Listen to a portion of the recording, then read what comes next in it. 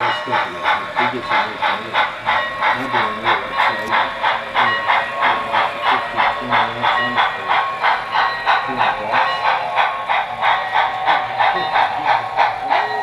You sound like a windstorm blower. I know.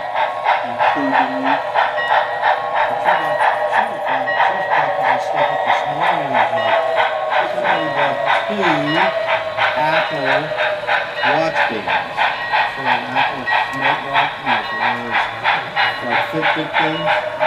2 watch bands that are sublimatable. That's a word. Well, you can put an image on there, put an image up there and put it in your press and heat it, and it'll transfer it on everything. Just like you do with the tumblers.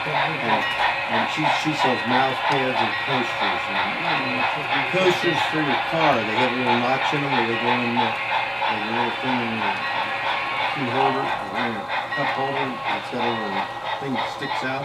So they're round, but it's got a little notch in it so it fits right in your and you can sublimate on one side, and it's got kind of got a texture to the other side. I mean, she's probably got 500 different products, you know.